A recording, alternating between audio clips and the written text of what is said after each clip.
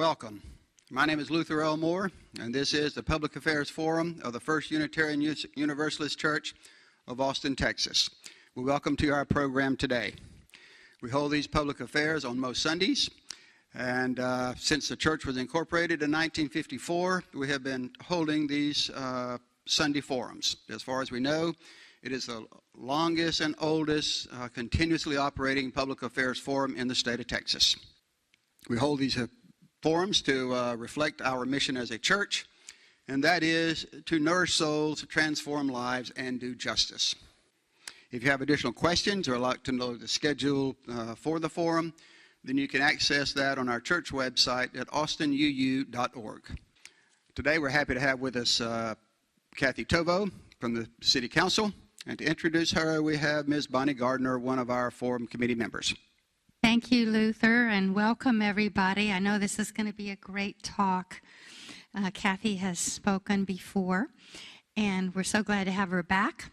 Today she's talking about housing all of Austin. And as we know, Austin has seen an unprecedented rise in the cost of housing, and we have a real shortage of affordable housing. And we're really in the midst of a crisis. With many people experiencing homelessness, we see them quite often wandering around. And she's going to talk about the city's efforts to address these challenging issues and some community partners. Kathie is a very popular member of the City Council, and she was elected by her peers as Mayor Pro Tem. She represents City Council District 10. She was first elected in 2011, the first year we had geographic districts. And before taking office, though, she has an incredibly broad background. She taught writing and interdisciplinary studies at the college level and worked at Humanities Texas, the state partner for the National Endowment for the Humanities. She has a PhD from University of Texas at Austin and a BA with honors from University of North Carolina at Chapel Hill. She has a very long history of neighborhood involvement and advocacy, has served on many school district boards and task forces prior to running for office, including the Planning Commission, the Create Austin Task Force, the Families and Children Task Force, and AISD's Community Committee on Neighborhoods and Schools. On the council, she chairs the Audit and Finance Committee and serves on Planning and Neighborhoods Committees, Open Space and Sustainability, Health and Human Services Committee, as well as the Joint Subcommittee for the City of Austin, AISD, and Travis County, as well as the Police Retirement Board. A very big job. Let's give a warm welcome to City Councilwoman and Mayor Pro Tem Kathie Tovo.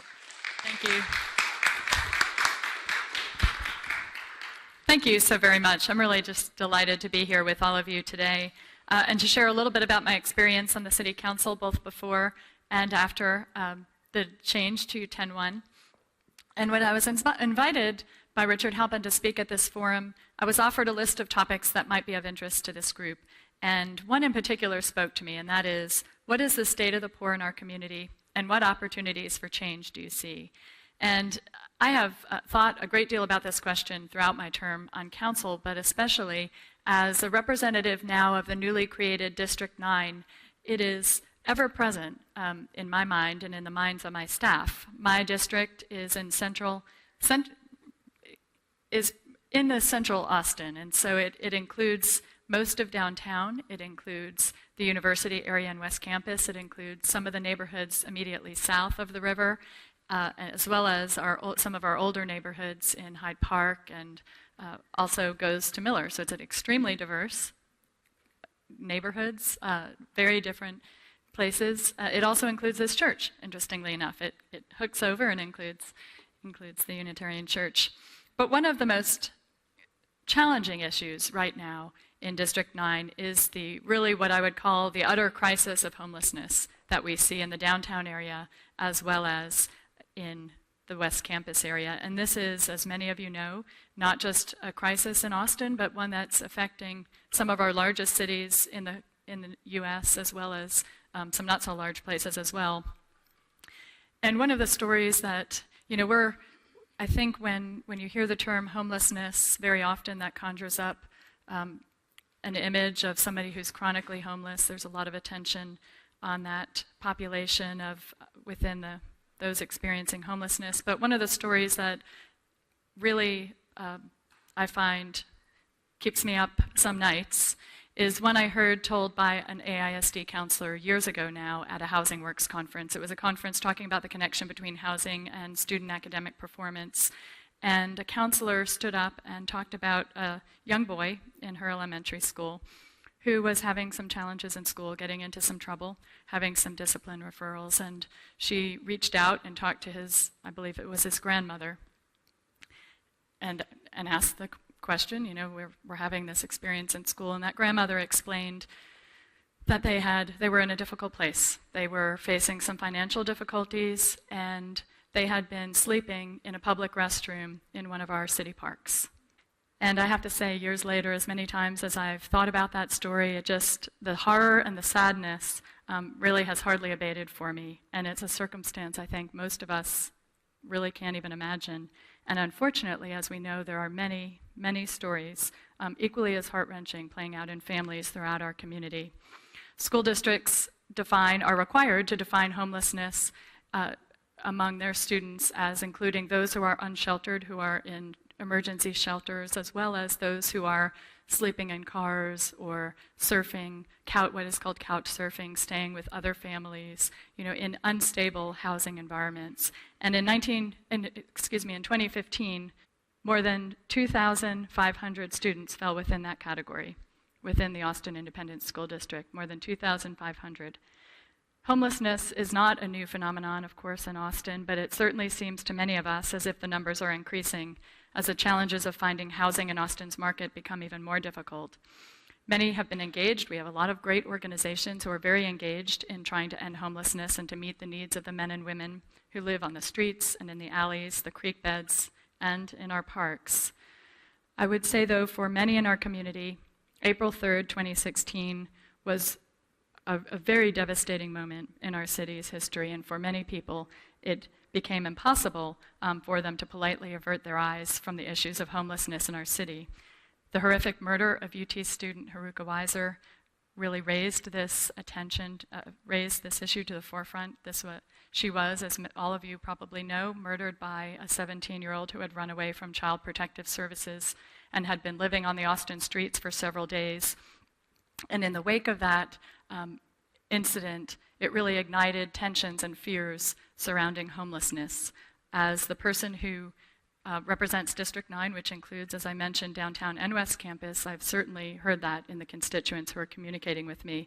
And I think it really raised two very important questions. Again, it is not that these were not present questions and driving a lot of attention in all of the years before it, but for many people, they started asking the questions, how did we get to this place in such a prosperous city of Austin, and really, how do we make a change? And so today, I'd like to really focus on a couple of the efforts that we have going on, primarily at the city, on the second question, how do we affect real change with regard to homelessness? Those of us who have been in Austin a long time have certainly seen the rise, the increasing numbers of homelessness. I live right around the campus area, and so I'm very accustomed, unfortunately, to seeing young people as well as older people on the streets. And I hadn't realized how accustomed I had gotten until a few years ago when I was driving with one of my young daughters. She was maybe 6 at the time. And it was starting to rain outside, and we were passing by just north of campus, and we passed by a man who was sleeping on one of the benches. And she asked me, she said, why is that man sleeping out there? And I explained he probably has no place to go, and I identified him as probably being homeless, and she was really shocked. She had never, I guess, heard or understood that term before, and she had never understood that the people we see so often in the area where we live in Austin don't have homes to go to at night. What do you mean, homeless? She asked. What do you mean that he sleeps outside? And why, she asked me, doesn't someone give him a home? And at that moment, I realized that at some point in my years in Austin, I'd really begun to regard the sight of a person sleeping on a bench or a sidewalk on our streets as commonplace. And her reaction really reminded me of the shock and the horror that is attendant in that circumstance that we're witnessing. And we really need to channel some of that shock and horror into increased actions. I talk to people every day who are really overwhelmed by the situation of homelessness that is going on in our city. It is it seems so overwhelming, so vast, such an expensive and challenging issue to confront. And as someone who works for the city, I can say it is something we spend a lot of time and resources on, but it is simply not enough to meet the needs that are out there. Because I represent downtown, it's kind of I have an unusual council district in that I hear all the time from people who maybe don't live in my district, but are stakeholders in it. They may not live in District 9, but they have businesses there. So every day, really, I hear emails of concern, from fearful emails citing really legitimate concerns about safety outside the Arch shelter, emergency shelter downtown, as well as underneath the I-35 bridge. Sometimes they send angry emails asserting that the council doesn't care about the fate of their business, or, as at least one UT mom did, attaching responsibility for Haruka Weiser's murder to my inaction. And, some of these constituents, I believe, are so overwhelmed by what they see that they no longer really see the faces of the men and the women and the children who are living on our streets. In one recent email, its author wrote little more than, "Please clean this up," as if she were referring to some kind of spill. I believe most of the people who write are caring people. They want to help. Like many of us, they just simply don't know exactly how. So today I'd like to highlight a few of the things the city is doing with regard to housing and homelessness to try to move the needle, to try to affect more positive change. But I really want to invite you to brainstorm with me. How do we get the attention of people who have maybe thrown up their hands at the situation? They no longer feel shock. How do we get them to really think about how we break down the task into manageable chunks? And I want to say before I go too much further, I am not an expert in this subject. I am not an expert in substance use issues or behavioral health issues. I'm not a housing expert. And in fact, as you heard, my professional training is in academics, where we learned pretty quickly if you're going to talk about something or write something, you research it thoroughly, maybe for years before you stand up in front of a group. So it always makes me a little nervous to talk about areas I don't know all that much about. And I had an experience recently where I had been invited to talk about affordable housing issues, related, not entirely, within the area of homelessness. But there were several experts in the audience, and I thought afterward, maybe I should not talk about housing and homelessness anymore, because I don't know everything I need to know about this subject. But then I realized, here is what I know. We have way too many people in our community who don't have stable and safe housing, or housing at all. They are couch surfing among friends and family. They're staying in our emergency shelters, which have too few beds. They're living in their cars. They're staying in pay-by-the-week motels.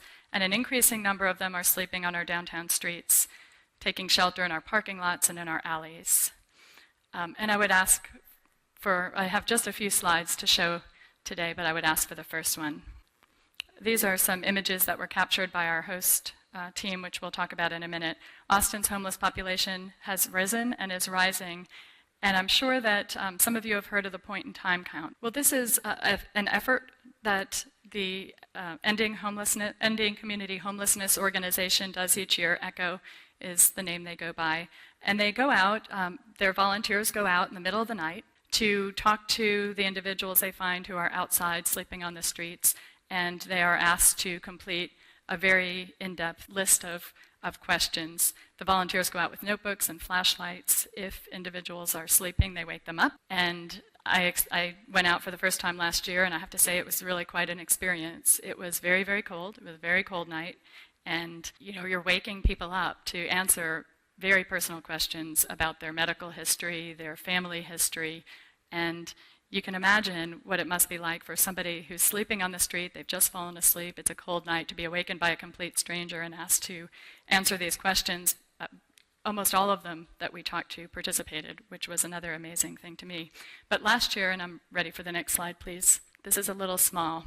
Last year, on the night of the point in time count, there were 2,138 individuals sleeping in shelters or outside, and that represented a 17% increase from the year before. You probably can't read the numbers, but you can likely see that in the last several years there has certainly been an increase from 2015 to 2016. And over the course of 2015, a total of 7,054 people reached out for services experienced homelessness at some point during the year and reached out for services. And that number too was an increase. It was about 14% from the previous year. About 40% of the population of those who do not have shelter fall within my district, primarily again in downtown NUT.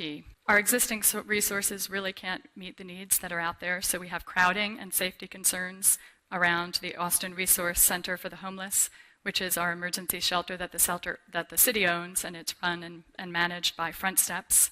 Nearby, the Salvation Army has a shelter where they house men in one section and women and children in another. They have a very long waiting list at the downtown shelter for women.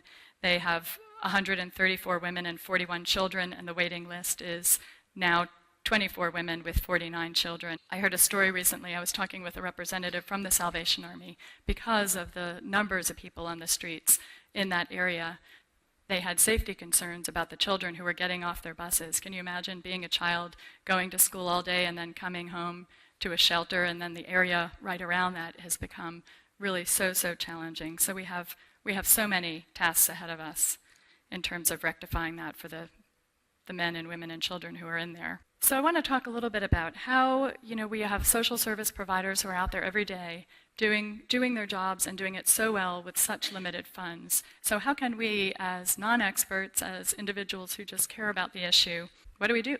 How can we affect change on this front?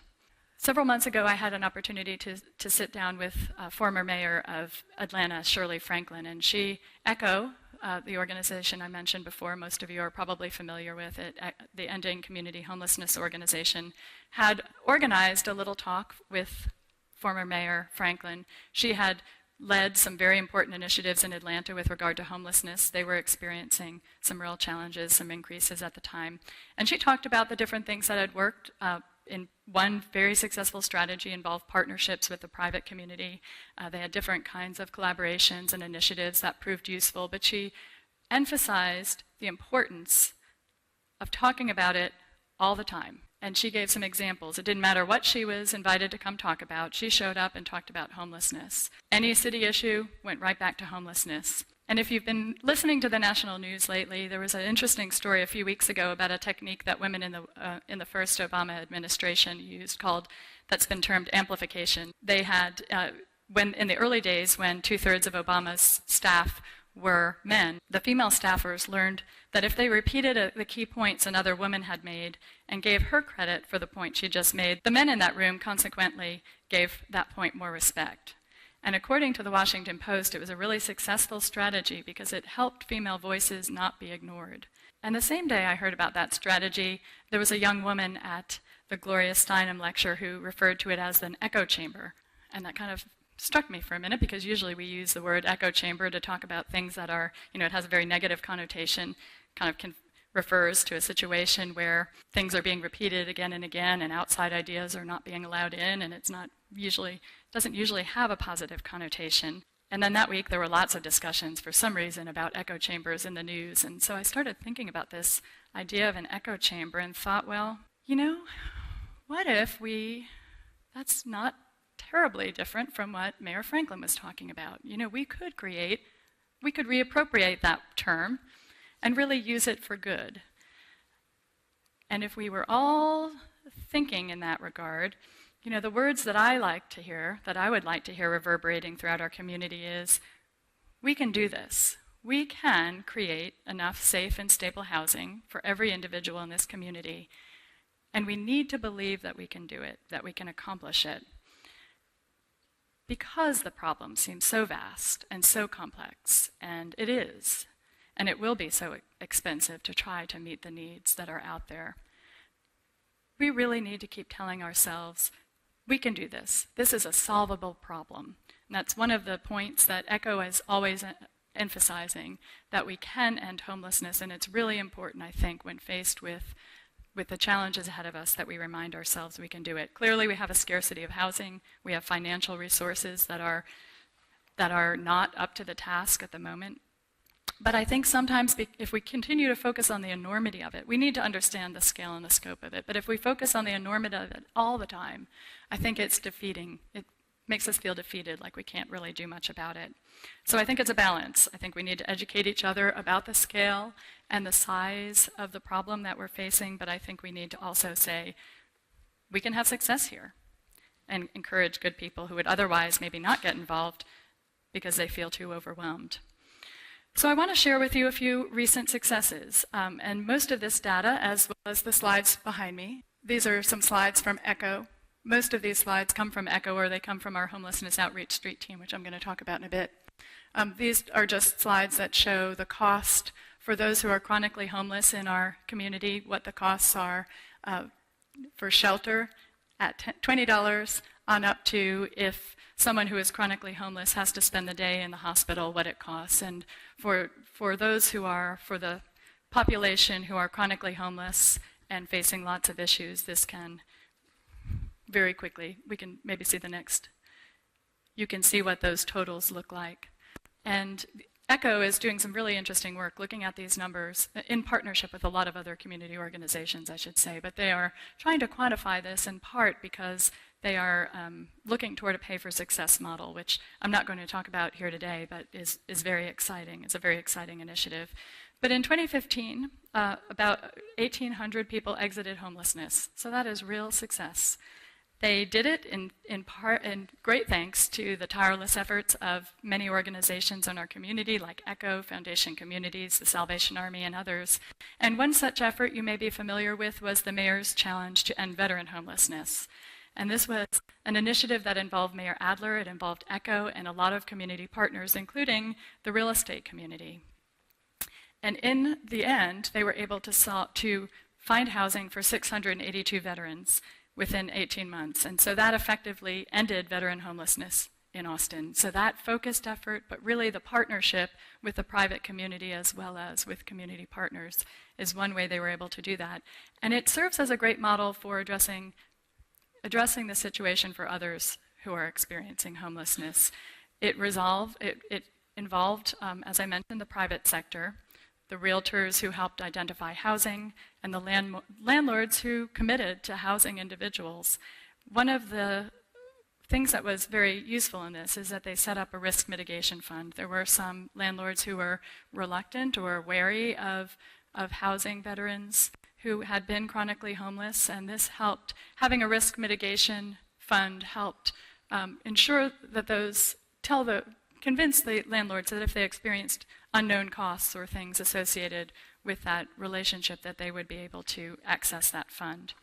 One thing that I'm focusing mostly on city efforts here today, but I want to just highlight Mobile Loaves and Fishes. How many of you have been out to Community First Village?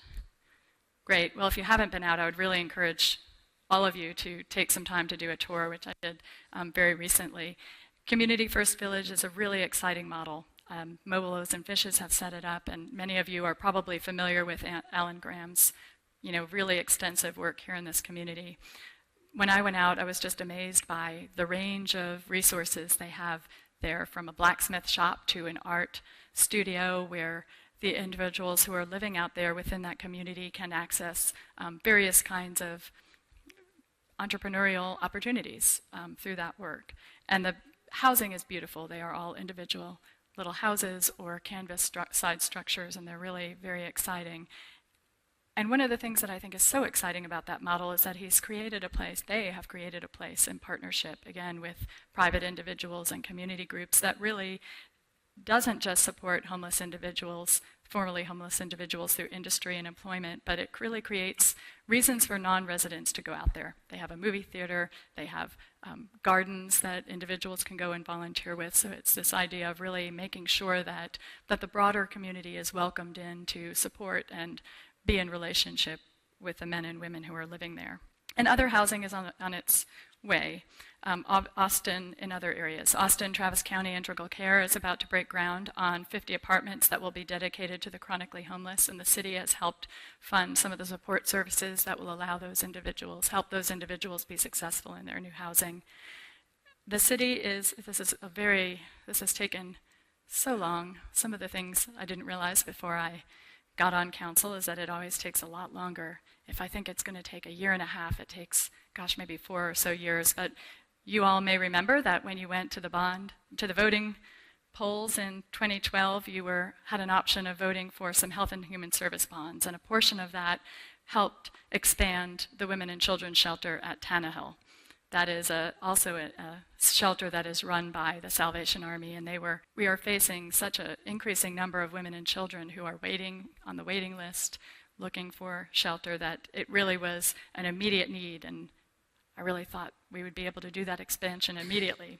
But we are at the point where they're about to break ground, and that's exciting. Next door, the Salvation Army Dick Rathgaber has purchased some land from Travis County, and the Salvation Army is going to create about 200 more beds, I believe. So we're going to have a lot more housing on that site for women and children, and so that is also exciting.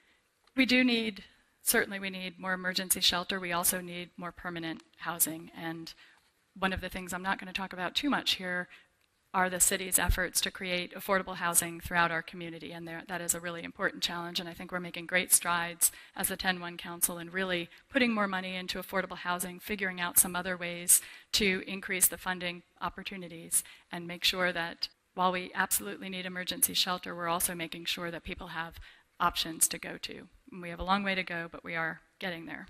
We are taking steps, I should say. The other really important and exciting new initiative that the city has been involved in the last 6 months is the Homelessness Outreach Street Team. And this is an interdisciplinary team that is comprised of, and I think we may have a slide next that shows them.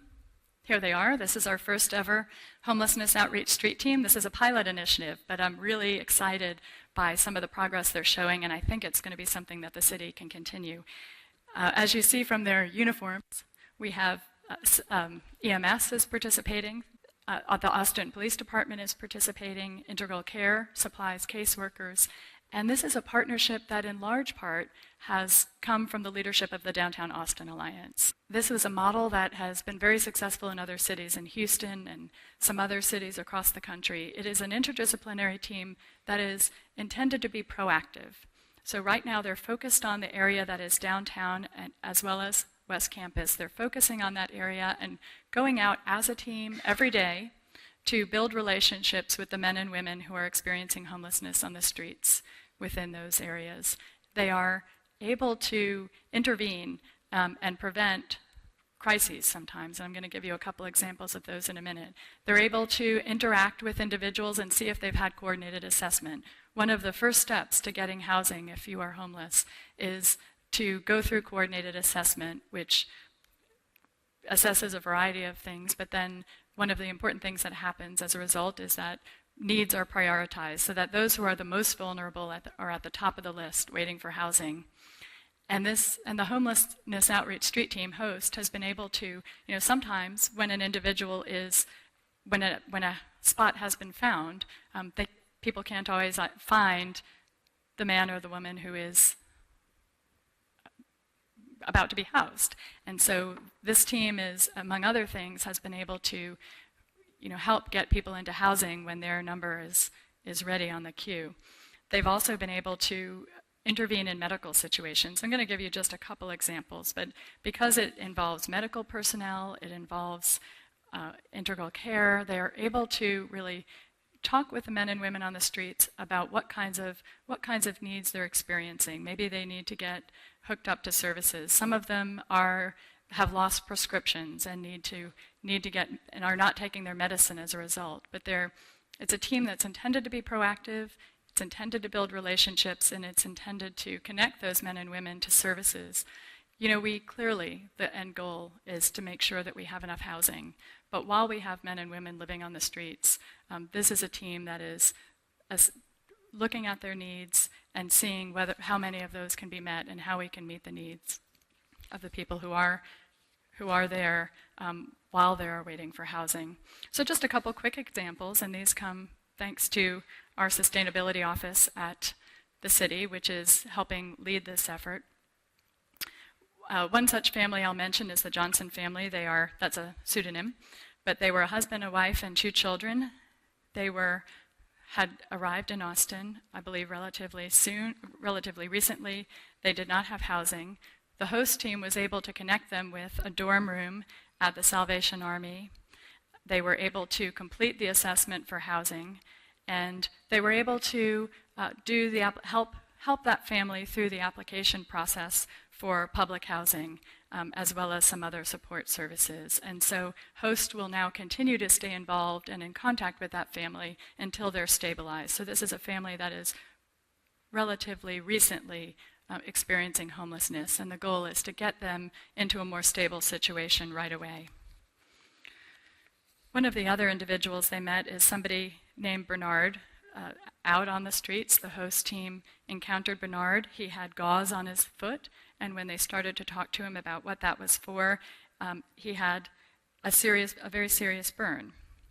So again, in partnership with some of the organizations that are out there, the community health paramedics came. They took a look.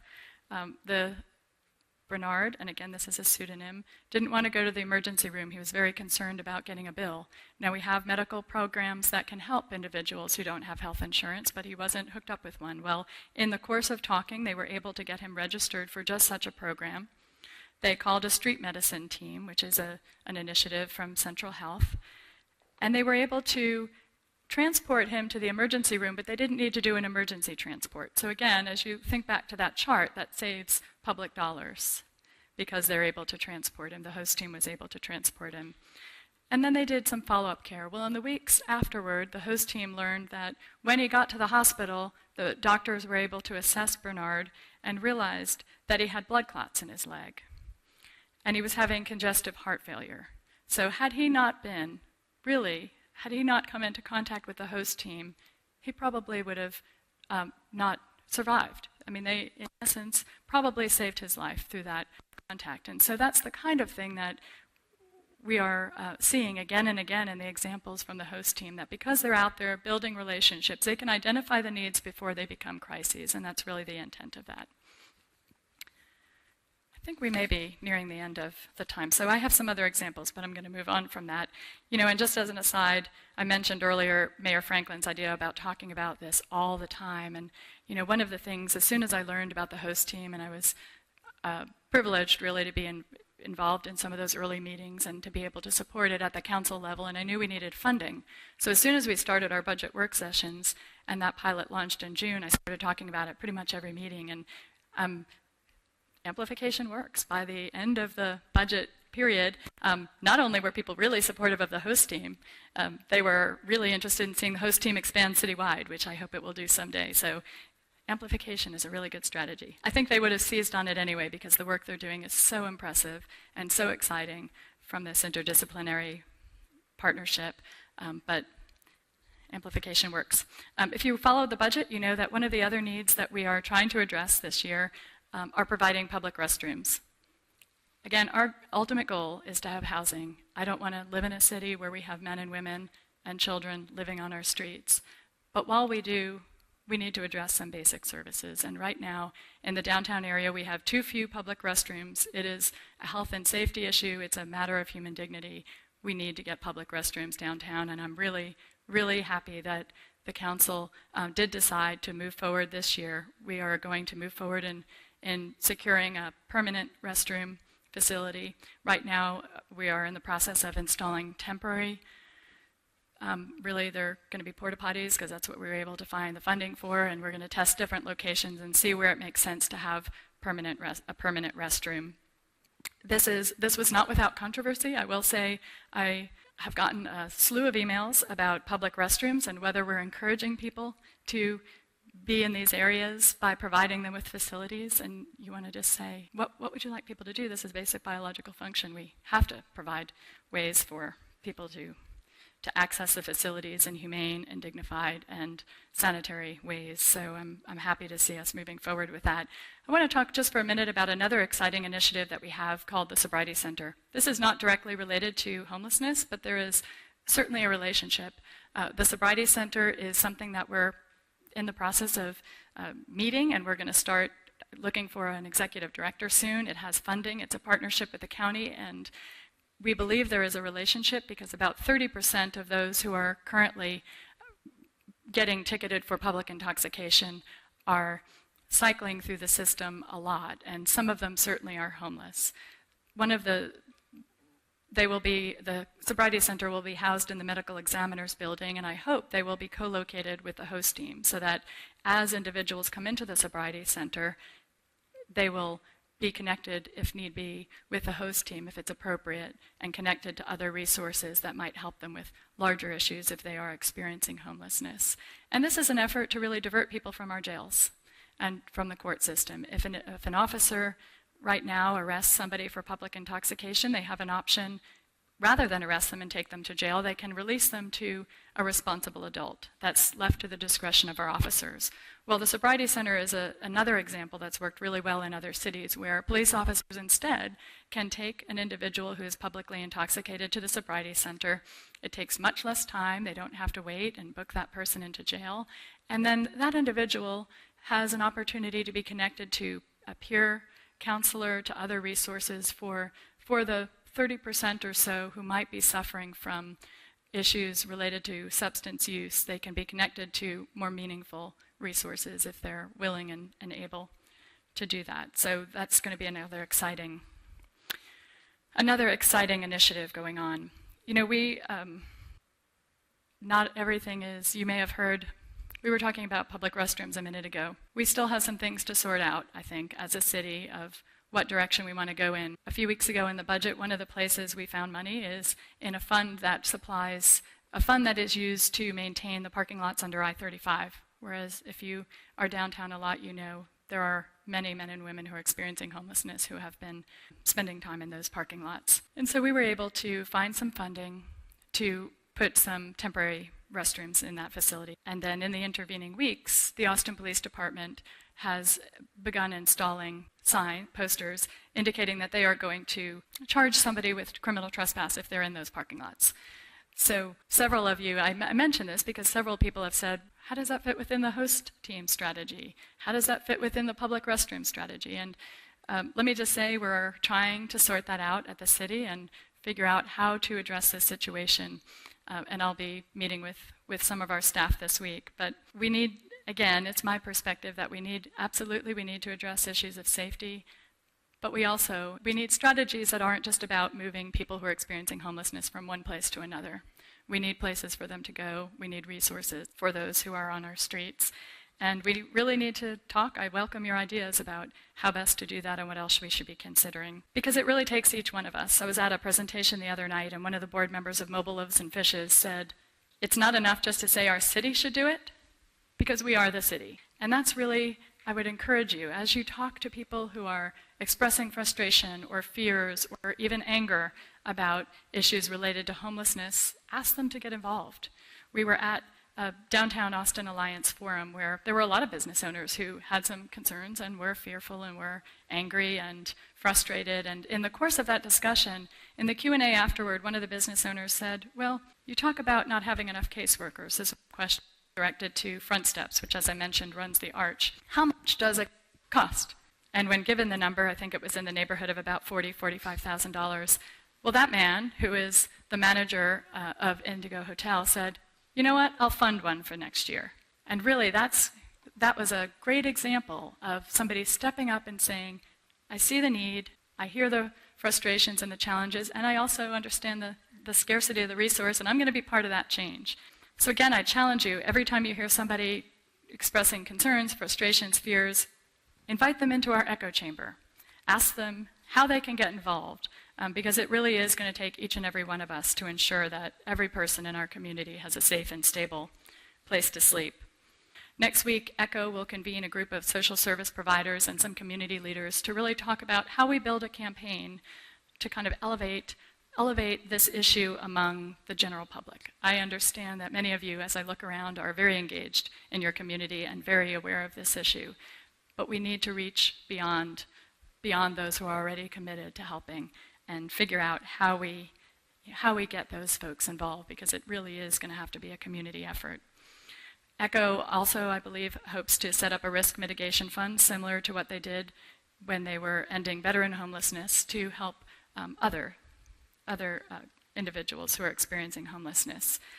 One of the things they've asked is that we encourage people, talk to your landlords about participating in the effort to house those who are experiencing homelessness.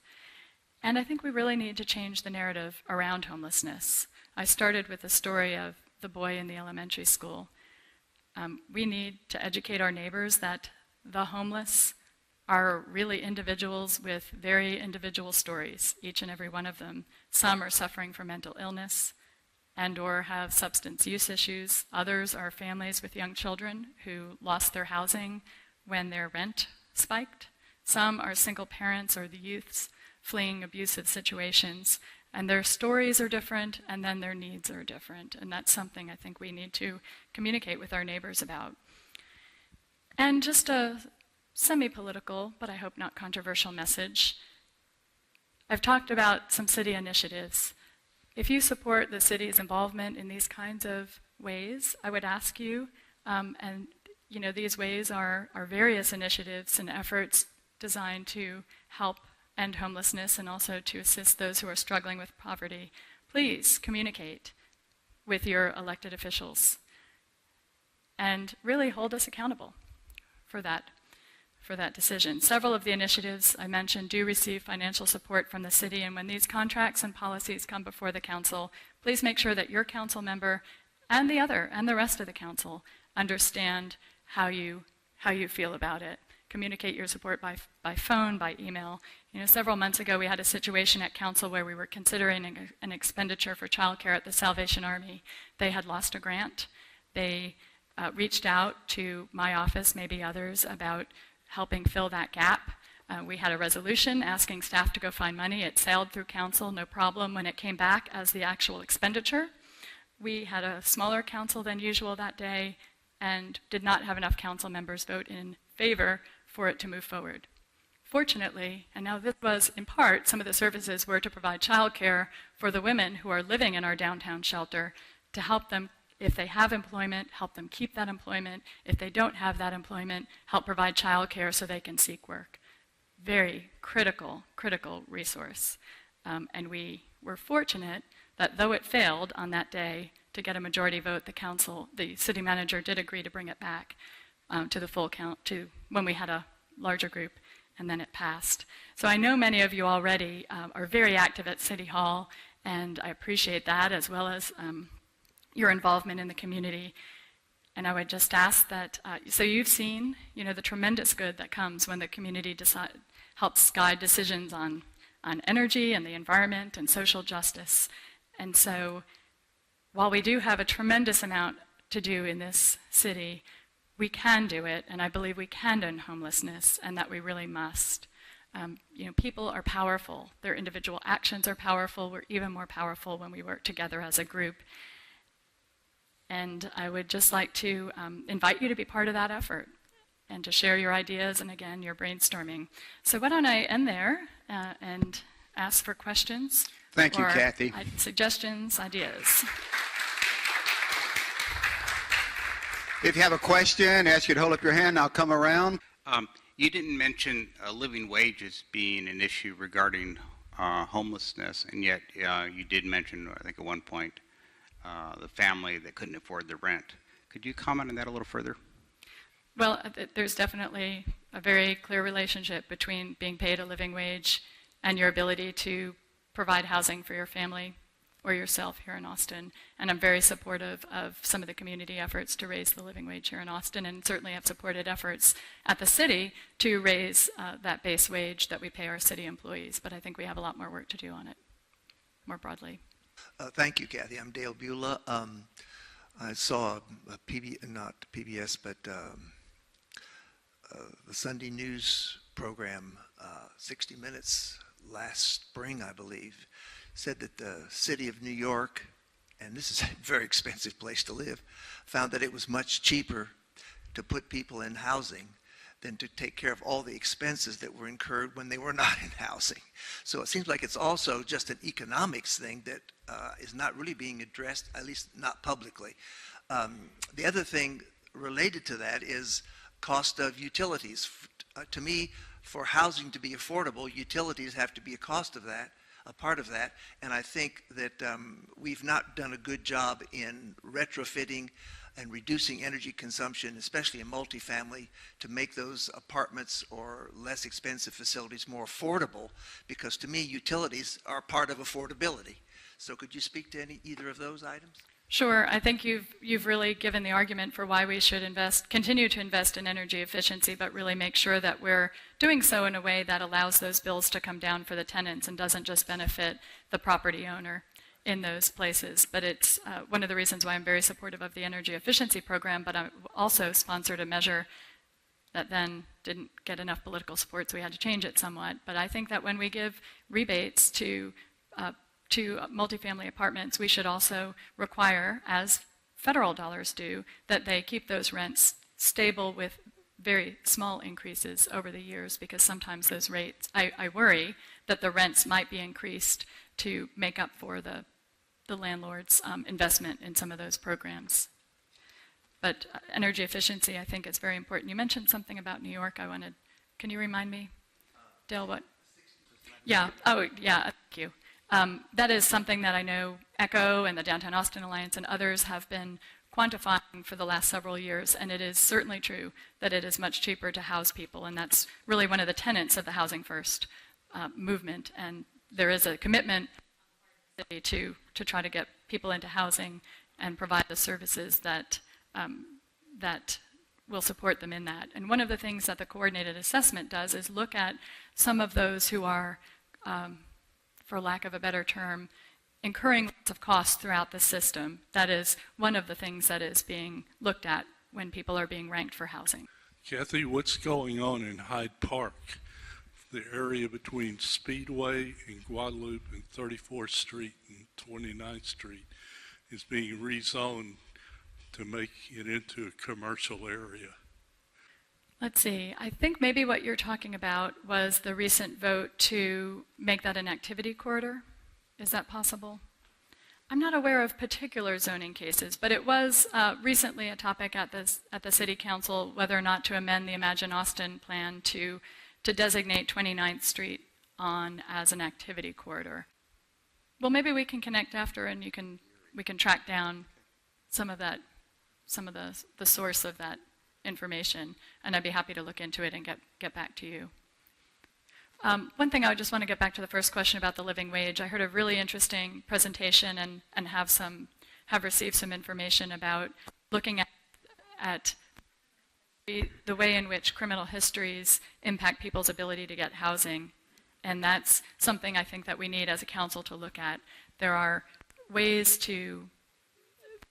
that are being suggested that we really look at our policies locally to see if, because those do provide barriers for people in getting housing, a criminal history, even if it's very far in the past and relatively minor offenses. And so that's something that I hope as a council will be looking at early on, soon. My question is, or thought actually, I had the privilege of visiting the village a couple of times, and in that interaction at one point I visited with one of the people who were starting the community, and I said, how did you get this going so quickly? How did all this happen in such a short time? And he said it was because we didn't have the red tape of the government. And so I'm wondering if that's an issue as far as the city council is concerned, that you're involved in a lot of red tape, that you're not able to move forward to promote something like that wonderful village. And then my other thought is, there are a lot of vacant motels around in the city, and I'm wondering, why can't we utilize those areas to house either permanently or temporarily? No, it's a great suggestion, and I'm not sure if you're familiar with the work of Foundation Communities, but several of their really beautiful developments are actually in what had been hotels, and I think that provides, the basis and the bones for really, really good housing for individuals. They do projects that are single-room occupancy as well as family-based units. And their single-room occupancy, several are in vacant hotels, but it's a great idea to have the city look at the possibility of participating in some of that. Several community members have mentioned really that the city needs to have a strike fund. I know Mayor Adler is doing some work on it, and I think that's an idea that I hope we can see come to fruition soon. A strike fund would allow for some money to be available for just those opportunities as they arise, to be able to go in and buy those kinds of properties or those lots on the private market. And you asked about red tape. My guess is that that probably refers back to the time where Mobile Loaves and Fishes was trying to build the village within the city of Austin limits, and I think they had, the council, and this was a former council, had identified a few possible tracks, and the public concern about that led to the council not considering and moving forward. So that's my guess about that comment. But when I was out there, we did have some other discussions about energy and maybe looking at ways that the city can really participate in helping Community First Village in various other ways, from looking at how we assess and support those who are on 1 meter or a couple different meters, to some other ways that the city can maybe participate better in those projects in the future. Hi, my name is Chris Schluterman. I live up in Northfield. I'm not in your area, but you bisect our neighborhood and our planning area. While I was sitting here listening to you, I typed up a list of about 10 things that I have observed that are totally oblivious to your programs. And I'll just choose one, and if you want to hear more, I'll figure out how to get it to you. Excuse me, just one, please. Keep it short. Yeah. The eviction process. I recently witnessed an acquaintance that got evicted from her residence. I was helping her pack, type of thing, and I witnessed what the county does. And there is absolutely no support. When you know somebody's going to lose their housing, nobody comes except the people to make sure you're out. And I cannot understand how the city can just totally miss that. Well, thank you, and I would love to see the rest of your ideas or the points that you raise. I unfortunately forgot business cards today, which is not a very helpful strategy for an elected official, but I would be happy to write down my email address so that you can send those on. I appreciate it. Hi, Mayor Pro Tem. Thank you for coming. First of all, I want to publicly commend you for all the work you've done on homelessness, on families and children, and other issues. There's a lot that we all agree on. Thanks, that's nice. I just really support the good work others are doing, but thank you for saying that. Thank you. Secondly, I had a prepared question when I came, but over the course of the last hour, I don't want to encourage debate. The tone of this meeting has been wonderful and consensus building. And so I'm going to withdraw that question, and instead let's just all remember that we can accomplish good things if we work together. And thank you again for coming. I appreciate that, Frank. Thank you.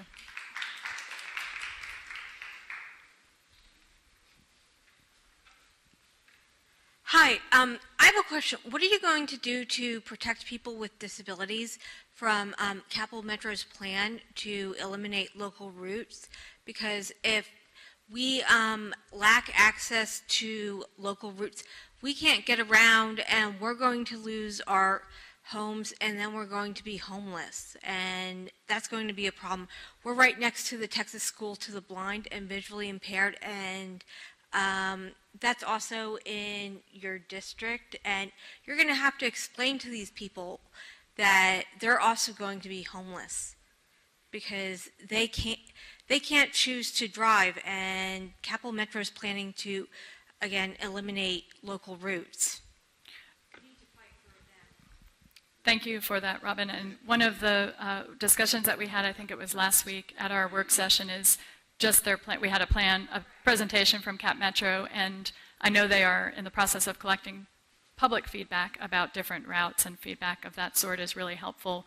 Councilmember Garza also asked that as we hear from our constituents about particular routes or particular concerns, we pass them on to her. She serves on the Cap Metro board, and so I'd be happy if you have some specifics about which routes you're particularly concerned about, I'd be happy to pass those on. I don't serve on the Cap Metro board, but we certainly need to work in close partnership with Cap Metro for just the reasons you mentioned, as well as the needs of others to be located close to their jobs with easy access back and forth. So maybe we can connect afterward and you can give me some specifics. What I hear is that the state of Utah has managed to reduce homelessness from around 1,800 to 72 in the entire state over the course of It's a amazing. decade or so. And the heart of it seems to be that they simply gave homes to the homeless. While I realize that Utah is a bastion of flaming off-the-wall liberalism, it has. I wonder if Austin has investigated the possibilities of going in that particular route. Well, I'd be interested to hear more about what Utah's doing. I had seen a headline or something along those lines, and I'd be interested to know how they accomplished that. One of the things that I think ECHO and other partners are doing is looking at what does the total cost look like of providing housing for the range of people who are experiencing homelessness who need it. I had an opportunity to visit a few years ago Miami, and the Chapman Center there has done really amazing things at getting close to ending homelessness if they haven't already. But one of the ways they were able to accomplish that in partnership with some other organizations, they got a sales tax increase, and a designated portion of their sales tax goes to efforts related to housing and to homelessness, and that's really enabled them to get to the point where they have a shelter downtown and a shelter an emergency shelter out of the city, but when they see an individual on the streets who appears to be homeless, they can reach out and talk to that person, and if they don't have a spot in one of those two shelters, they have the funds to actually put that person up in a hotel until they can transition them to an emergency shelter. So funding is certainly one of the obstacles to providing housing right now. But we certainly need to look at other ways to encourage that housing. I think the Mobile Loaves and Fishes experience is a good example. It is tough to have conversations. Certainly, if you're talking about emergency shelter, it's tough to have conversations about where to place that, and we need a lot more of it right now. Thank you very much, Kathie, for your presentation. Thank you all. I appreciate it. Thank you for your time today and for being with us, and thank you for your work regarding the homeless, and we'll continue to look for you in leadership in this area and many others.